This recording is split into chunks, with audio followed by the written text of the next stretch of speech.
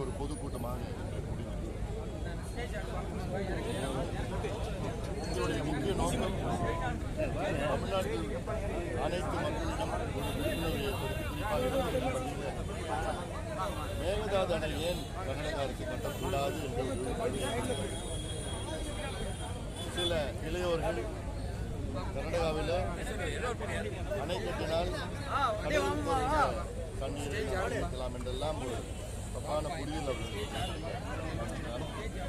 இது மட்டுமல்ல, கர்நாடகா முதலமைச்சர் மரியாதைக்குரிய திரு டி.கே. சிவகுமார் அவர்கள் பொய்யான தகவல்களை தொடர்ந்து சொல்லி வருகிறார்.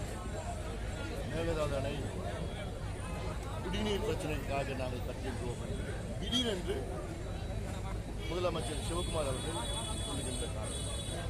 இவ்வளவு காலமாக மேகதாது அணை என்று சொன்ன கர்நாடக அரசு திடீரென்று இது குடிநீர் திட்டம் என்று மாற்றி சொல்கிறது.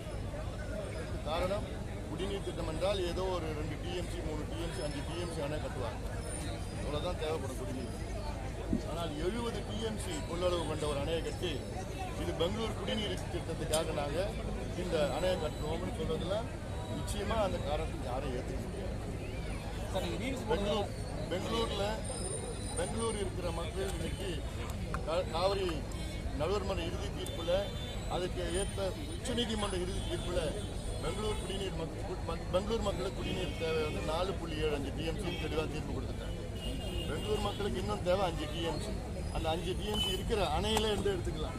கேஆர்எஸ் அணை, கபினி, ஏமாவதி, ஆரஞ்சு அணையிலேருந்து அந்த 5 டிஎம்சி இன்னும் கூட எடுத்துகிட்டு போயிடலாம், யாரும் வேண்டான்னு சொல்லலை. ஆனாலும் அதுக்கு தனியாக ஒரு அணை கட்டி அதில் 12,500 ஏக்கர் காட்டை அழிச்சு, வன விலங்குகள்லாம் அழிச்சு, புலிகள், யானைகள், கரடி, அது போன்ற வன விலங்குகள்லாம் அது வாழ்விடங்கள்லாம் அழித்து ஒரு அணை கட்டணும்னு அவசியம் கிடையாது.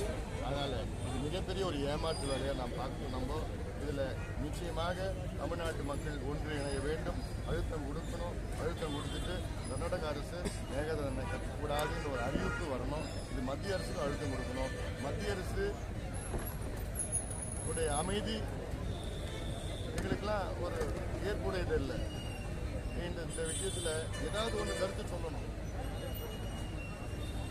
அதே வேளையில் தமிழக சட்டமன்றத்தில் சமீபத்தில் ஒரு தீர்மானம் போட்டு, தீர்மானத்தில் வந்து எதிர்கட்சி தலைவர் மரியாதைக்குரிய திரு உதயநிதி ஸ்டாலின் அவர்கள் அதில் ஒரு திருத்தம் ஒன்று கொண்டு வந்தார். மேகதாது நடுவர் மன்றம் உருவாக்கணும்னு ஒரு திருத்தம். அது தேவையற்றது. மேகதாது அணையே நான் ஏற்றுக்கல, மேகதாது நடுவர் மன்றத்தை எப்படி நம்ம ஏற்றுக்கணும்? மேகதாது நடுவர் மன்றம் 2வது ஸ்டெப்பு.